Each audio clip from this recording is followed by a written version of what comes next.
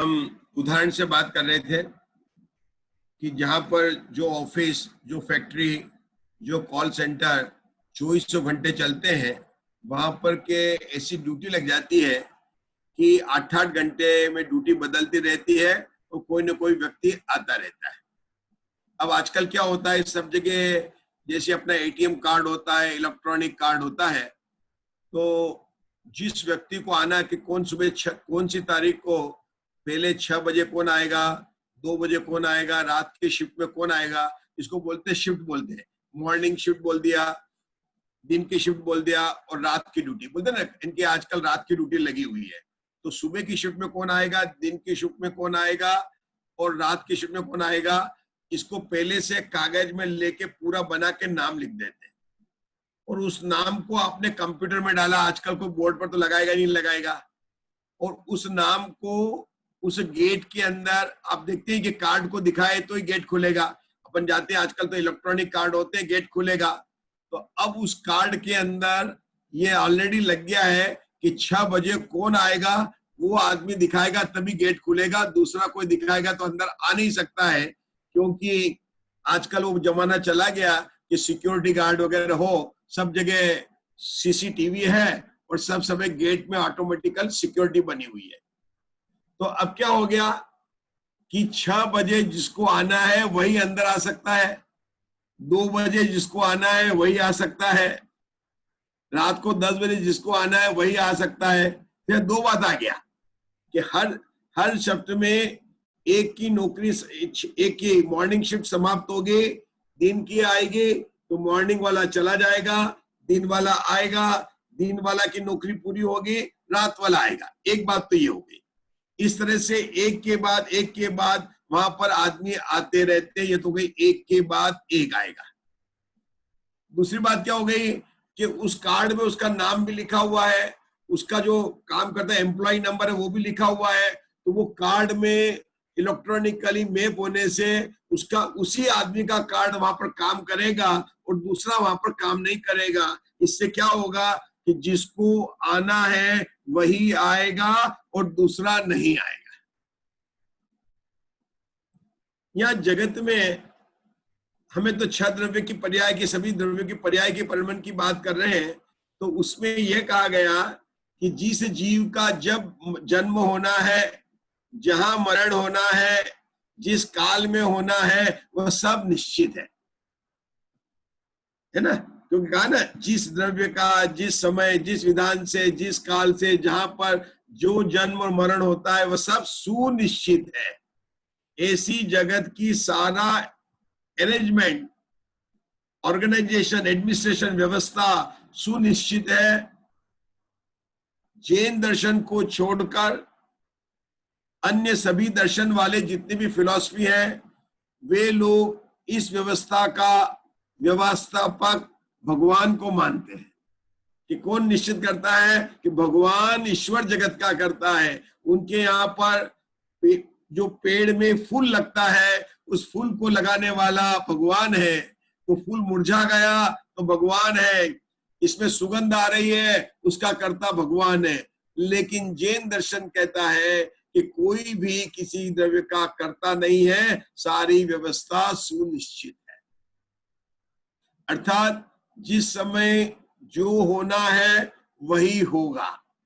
Corona को भी आना था, वह आया, जब जाना है वह भी निश्चित है। निश्चित है, हमें नहीं पता है, हम अंदाज लगा रहे हैं। हम निमित्त ज्ञान से, जैसे जोशी ज्ञान से लगा सकते हैं, जो उसमें ज्ञान में, लेकिन केवली भगवान के ज्ञान में आज भी पता है। वो तो महावीर भगवान ने, सिद्ध भगवान ने प्रतिज्ञा ले ली है कि मैं चुप रहूंगा। नहीं तो अगर ये प्रतिज्ञा नहीं ली होती और आप लोगों ने मना कर दिया होता मौन लेने से, जब भगवान महावीर दीक्षा लेने गए तो उसी समय मौन ले लिया और सदा काल के लिए मौन रहे, फिर बोले नहीं।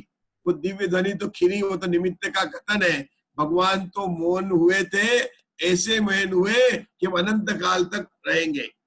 तो जो जानते हैं वे बोलते नहीं है, तो हम कैसे पता लगाएं? जो जानते हैं वह हम जा नहीं सकते हैं, और जो वहां पर चले गए हैं वो लौट कर यहाँ पर नहीं आते हैं, नहीं तो हम उनको कंसल्ट करके पूछ ले कि भैया कोरोना कब जाएगा।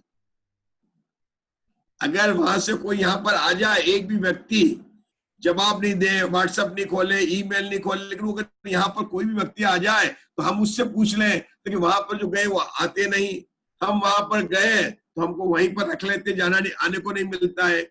लेकिन ये बात जरूरी है कि जो केवल ज्ञानी है, जो श्रीमंदर भगवान अभी भी विराजमान है 20 तीर्थंकर, और यहाँ तक संख्या आई है कि 8 करोड़ मतलब 8,98,502 केवली अभी भी इस ढाई द्वीप में विराजमान हमेशा रहते हैं। मतलब श्रीमंदर आदि तो 20 तीर्थंकर ही हैं, लेकिन ऐसे कितने जीव हैं जो अभी विद्यमान है ढाई द्वीप में, अपने यहाँ पर नहीं, भरतराव क्षेत्र में नहीं, विदेश क्षेत्र में कितने हैं? 8,98,502। और ये संख्या 3 कम 9 करोड़ मुनिराज की संख्या में है।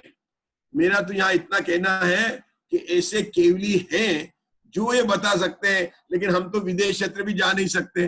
कुंदकुंदाचार्य चले गए, पूज्यपाद आचार्य चले गए, उनके पास में विद्या थी कि वो जा सकते थे। तो अगर महाराज होते, कुंदकुंदाचार्य होते, तो हम सभी, हमारे सारे राष्ट्रपति मिलकर उनसे निवेदन करते हैं कि आप एक बार जाकर उनके दर्शन कराओ। लेकिन कुंदकुंदाचार्य भी नहीं है। लेकिन ये नहीं है इसका मतलब ये नहीं है कि ये व्यवस्था पता नहीं है। ये सारी व्यवस्था सुनिश्चित है, और इस सुनिश्चित व्यवस्था पर जो श्रद्धा करता है वह सम्यक दृष्टि होता है, और जो शंका करता है वह मिथ्या दृष्टि होता है।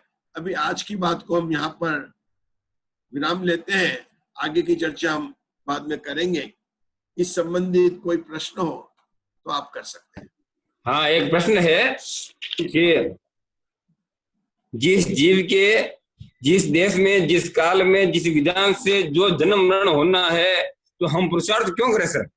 हाँ, उसी की तो चर्चा शुरू करने वाले हैं ना। यही तो रश्मि जी का प्रश्न था ना उस दिन, कि ये जो आप देखिए, यही अपनी चर्चा का शुरू यही होने वाली है। अपनी चर्चा जो है अभी शुरू, आप, मैं बता रहा हूँ, एक मिनट।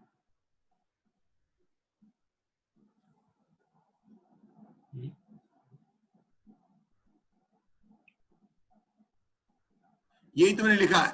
तो फिर जो आपने जो गाथा बोली ना, यही लिखा है। ये जो हमारे भाई साहब, इनको भी ये शंका हो गई है जी। तो फिर पुरुषार्थ क्या हुआ? जब सम्यक दर्शन होना भी निश्चित है, तत्व निर्णय का पुरुषार्थ करने का क्या उपदेश दिया? हम छड़ालय क्या स्वाध्याय क्यों करें? हम 1 घंटा बैठकर क्यों करें? आप तत्व निर्णय करने की बात करते हैं तो क्यों करें? इन सब बातों के उत्तर में हम जो है 3 पॉइंट बनाकर आगे डिस्कशन करेंगे। तो ये अपनी चर्चा चलेगी। आज तो इसका बिगनिंग हुआ है मुकेश जी, बहुत बढ़िया। लेकिन आपकी जिज्ञासा उत्पन्न हुई है, हमने आपको सिर्फ उसका, हेलो, हाँ बताइए। हाँ, हेलो पंडित जी। हाँ, हाँ, 6 द्रव्य का परिणमन होता है, तो उसमें धर्म द्रव्य, अधर्म द्रव्य और आकाश द्रव्य का परिणमन कैसे होता है, वो थोड़ा उदाहरण देके समझाइए। जीव पुद्गल और काल द्रव्य का तो ठीक है, वो मालूम है होता है परिणमन, लेकिन धर्म द्रव्य, अधर्म द्रव्य और आकाश द्रव्य का परिणमन क्या होता है? देखिए, धर्म, हर एक द्रव्य का परिणमन और होना अर्थात क्या? किसी भी द्रव्य के जो परिणमन होता है अर्थात उसके गुणों की पर्याय को हर समय होना, और उसके द्रव्य की पर्याय, 2 पर्याय होते हैं ना, अर्थ पर्याय और व्यंजन पर्याय। तो दोनों, हर एक द्रव्य की अपनी अपनी अर्थ पर्याय और अपनी अपनी व्यंजन पर्याय हो रही है, यही उसका परिणमन हुआ।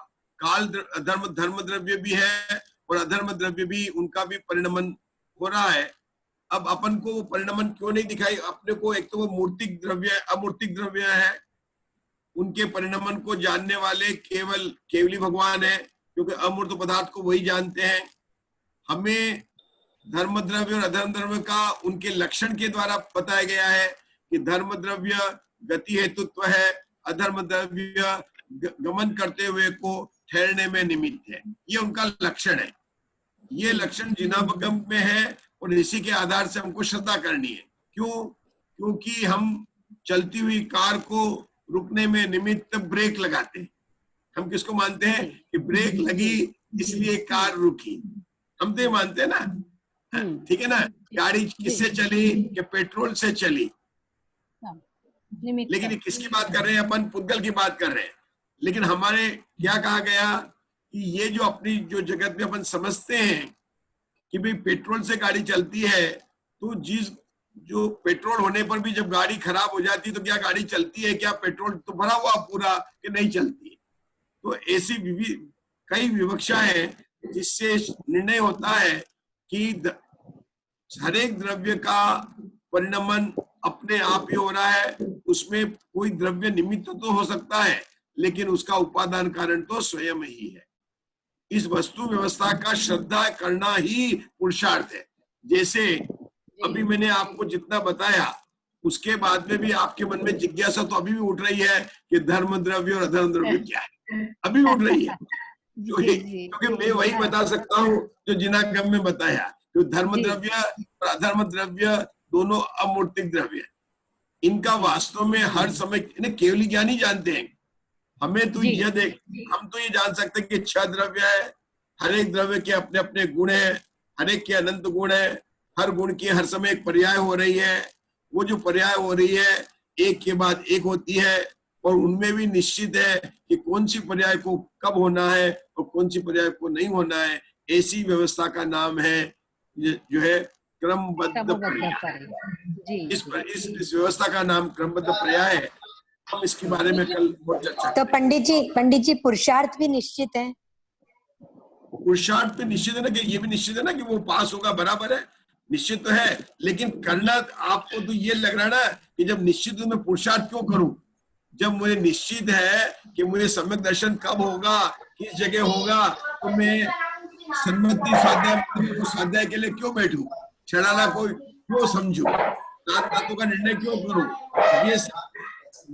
ये सब जो प्रश्न उठते हैं उनके जिज्ञासा के समाधान के हेतु ही हमने विषय उठाया है, और इसकी चर्चा चलेगी। अब अपन जैसे जैसे आगे बढ़ेंगे, आज तो हमने तो यही बताया कि कार्तिकेय अनुप्रेक्ष्य की जो बातें बताई है उसमें बताया कि जगत परिणमनशील है, उसके जो व्यवस्था है वो सुनिश्चित है, उसमें कोई हस्तक्षेप नहीं कर सकता है, कोई उसका व्यवस्थापक नहीं है और उसको कोई बदल भी नहीं सकता। इतनी बातों का हमने ज्ञान किया है, विशेष चर्चा कल करेंगे। गुरुजी मेरा, हाँ, जैसे आकाश द्रव्य के 2 भाग है, लोकाकाश अलोकाकाश। तो अलोकाकाश में 6 द्रव्य है नहीं, तो वहां काल द्रव्य का परिणमन कैसे मानेंगे? कोई बात नहीं, वहां पर आकाश द्रव्य का परिणमन होता है। वहां पर जो द्रव्य उसी का परिणमन होगा ना।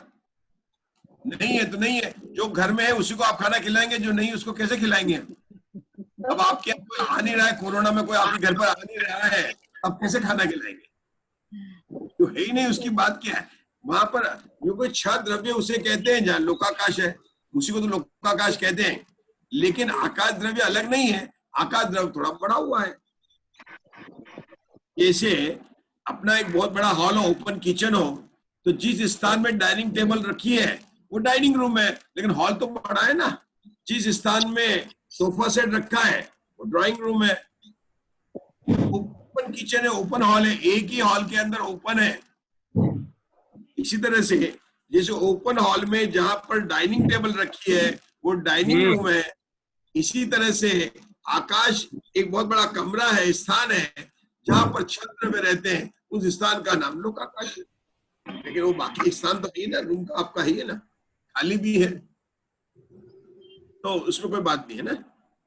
जी भी एक बात मेरी हो कि 2 दिन से मेरे पास में है विकल्प मेरे को कि शिवभूति मुनिराज को ज्ञान कम था, तो वो श्रुत केवली होकर के मोक्ष गए थे, डायरेक्ट गए थे, कैसे क्या प्रश्न। वो गोष्ठी में बात चल रही थी, उसमें मेरे को थोड़ा ज्ञान में कम आया, ये बात है। और मेरे 2 दिन से ये विकल्प रह रहा है, जरा आप उसका कुछ निराकरण करो तो अच्छा रहे मेरे को। आती चर्चा, यद्यपि विषय नहीं है, मैं कल बता सकता हूँ थोड़ा सा। श्रुत केवली को देखो, श्रुत केवली के तत्वार सूत्र में जो श्रुत है ना, कि जो ऊपर चढ़ा है ना, उन सबको श्रुत कहा है, उन सबको शुद्ध ज्ञानी कहा है ऊपर के लिए। जो शिवभूति मुनिराज को ये बात सही है कि उनको ज्ञान नहीं था, क्योंकि उन्होंने किसी गुरु के ज्ञान को छिपाया था, उसके ज्ञान के कारण उनको प्रकट जो था बाहर है ना, वो ज्ञान का सारा प्रकटपना चला गया था। मतलब आप किसी को बता ही नहीं सकते, सब यही समझेंगे कि उनके ज्ञान नहीं है। लेकिन जब वो श्रेणी चढ़े तो उस जी। समय उनको पूरा ज्ञान हो गया था। अगर जी, ऐसा नहीं माने तो तत्वार सूत्र हाँ। का वो सूत्र जो है ना वो सिद्ध नहीं होगा। मतलब सूत्र कोई गलत नहीं होता ना, वो सिद्ध नहीं जी। होगा। जी। और उनको भी बात मतलब हो गया। ये भी एक कथन है जो उसके अज्ञान परिचय के अंदर आता है। 22 परिचय में, अज्ञान परिचय में शिव बुद्धि मुनि का जो उदाहरण आता है ना, वहां पर इस बात की सिद्धि जी। की है। वो सूत्र याद आ गया मुझे, शुक्ल चादे पूर्व विधा, तत्वार सूत्र के 90 अधिकार का शुक्ल है कि उनको सबका ज्ञान होता है, मतलब, ठीक है ना। अब देखिए ज्ञान का मतलब एक यहाँ पर दो प्रकार से लिया जिनागम में। जैसे मतलब अपन क्या कहते हैं कि एक गया स्टैनफोर्ड यूनिवर्सिटी में एमबीए करने के लिए, और फिर इंडिया में लौट कर आया, ठीक है ना, और उसने अच्छा बिजनेस करके लोग की जगह में कहा, उसने अपने आप को सेटल कर लिया। और एक आदमी जो कहीं नहीं गया, नहीं पढ़ा, और उसने भी लक्ष्य से अपने भाग्य से जो उसको लक्ष्य मिली वो भी वेल सेटल्ड है, तो पैसा कमाने की अपेक्षा दोनों बराबर हो गए कि नहीं हो गए? क्योंकि पढ़ने का प्रयोजन क्या था कि आप अपने सेटल हो जाए, है ना। ये मैं अभी जैन धर्म की बात नहीं कर रहा हूँ, लौकिक की बात कर रहा हूँ। सेटल, वेल टू डू हो जाए, सेटल हो जाए, और वो भी वेल सेटल्ड है, तो कहते ना भैया तुम पढ़े नहीं है लेकिन फिर भी अपन तो वेल सेटल्ड हो गए। अब वो क्या है कि किसी को शैवक्षम ज्ञान नहीं हो, 11 अंग का 14 पूर्व का ज्ञान नहीं हो, लेकिन अगर उसको आत्मज्ञान हो जाए तो वह भी शुद्ध केवली है, क्योंकि शुद्ध ज्ञान का प्रयोजन क्या है? आत्मज्ञान करना है। आत्मज्ञान तो चौथे गुणस्थान में होता है, तो क्या चौथे गुणस्थान वृत्ति क्या केवल होगा क्या? ये बात में उठी थी अपने जी। चौथे गुणस्थान का जो बात हुआ ना, वो बात बहुत प्रारंभ की है, जहाँ उसकी महिमा गई थी वहां पर है।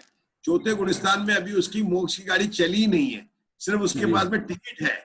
वास्तव में तो मोक्ष की गाड़ी 7वें गुणस्थान से चलती आगे, गाड़ी देखो प्लेटफॉर्म से निकली नहीं है, अभी यार्ड में ही चल रही है। आप भले कह दो कि गाड़ी चल दी है, लेकिन अगर आपने सूरत से चले हैं तो सूरत में ही है जब तक कि यार्ड से नहीं निकले। जब गाड़ी सूरत से यार्ड निकले, बाहर एक भी मकान दिखना बंद हो जाए, तब तो आप कहेंगे सूरत चला गया। लेकिन अभी आपकी गाड़ी तो चल गई है, लेकिन अभी तो सूरत की बिल्डिंग ही दिखाई दे रही है आपको, तो आप अभी सूरत में ही है। तो चौथे गुणस्थान वाली गाड़ी चालू हो गई है। हो सकता है 5वें गुणस्थान ने प्लेटफॉर्म छोड़ दिया है, लेकिन अभी सूरत गया नहीं है ना। तो इस तरह से है पंडित जी। आगे जो ज्ञान होता है ना श्रेणी के अंदर, और सबसे बड़ी बात है यहाँ यही सिद्ध किया गया है कि शुद्ध ज्ञान का जो प्रयोजन है वह है आत्मा, और चूंकि जो आत्मा को जानता है वह भी शुद्ध केवली है, उसकी अपेक्षा। पंडित जी इसमें छेड़ाला में देव गुरु और धर्म दिया है ना। हाँ, देव गुरु और धर्म दिया है छेड़ाला में समझ के लिए, अपने अपना श्रावक के लिए देव शास्त्र गुरु दिया, ऐसा मतलब अलग अलग क्यों? देखिए नहीं, नव देवता में ले लिया है ना, कि शास्त्र में धर्म बताया है, तो ये अंतर है, अलग अलग है, बिल्कुल जानना चाहिए, कोई बात नहीं, उसमें अंतर नहीं, कि धर्म की श्रद्धा हो, बात बिल्कुल बराबर है। अलग अलग शैली सब जगह जो है ना अलग अलग बात की है ना। अब जैसे अपन 7 तत्व बताते हैं, नियम सारजी में 2 ही तत्व बताए, अंतर तत्व और बहिर तत्व। समझा रहे वहां पर अंतर तत्व बहिर तत्व में सारे तत्व आ जाएंगे।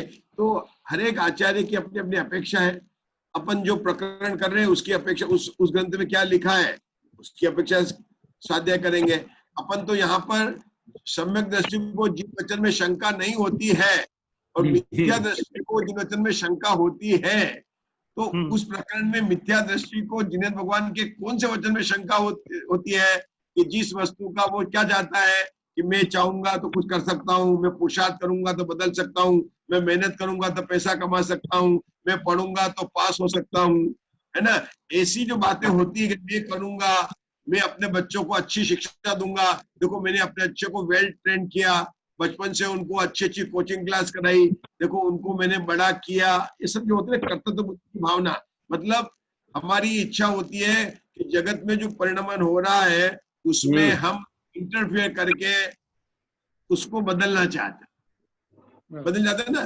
तो उस बात की जो ये समझता है मिथ्या दृष्टि है, और जो इस बात में विश्वास रखता है सम्यक दृष्टि है। इसी बात को लेकर तो एक क्रमबद्ध पर्याय का सिद्धांत खड़ा हुआ है, और क्रमबद्ध पर्याय की सिद्धांत की श्रद्धा करना यह भी सम्यक दर्शन है, क्योंकि जिसको सम्यक दर्शन है उसको क्रमबद्ध पर्याय की श्रद्धा होगी। क्योंकि कार्तिक अनुप्रेक्षा में कह ही रहे हैं कि जो इस पर शंका नहीं करता है वह सम्यक दृष्टि है, जो इस पर शंका करता है वह मिथ्या दृष्टि है।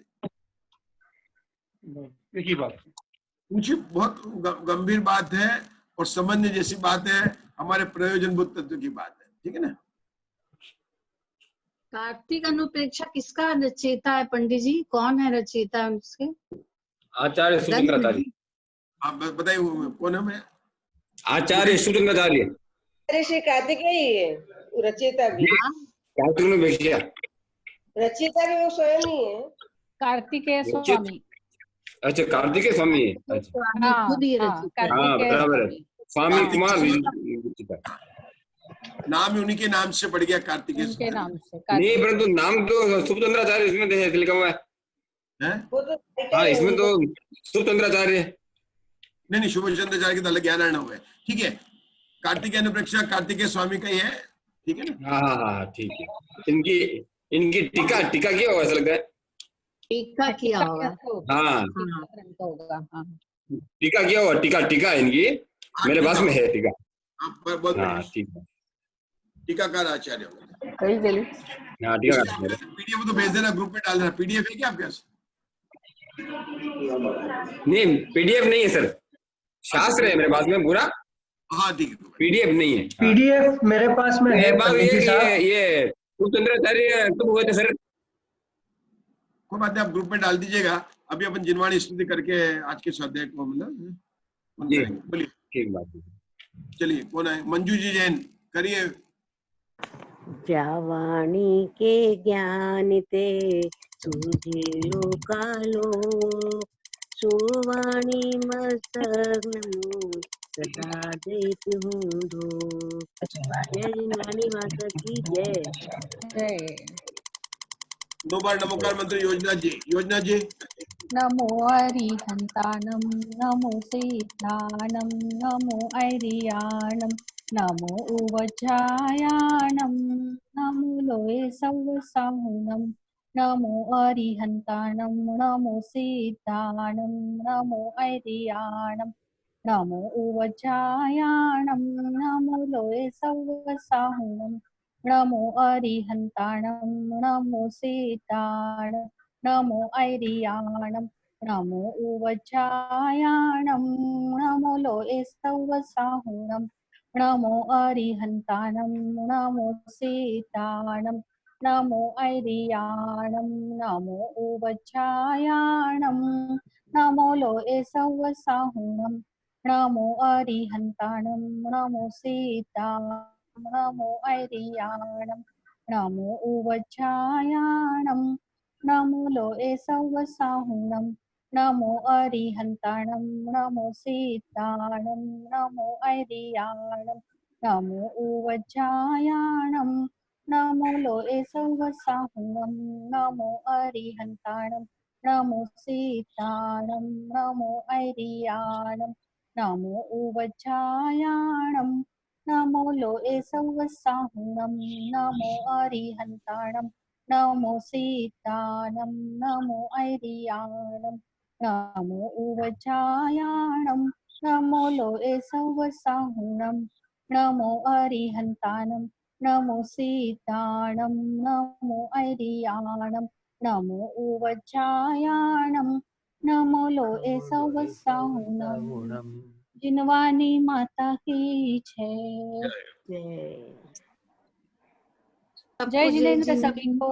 सबको जय जिनेंद्र, सभी को सबको जय जिनेंद्र। जिनेंद्र पंडित।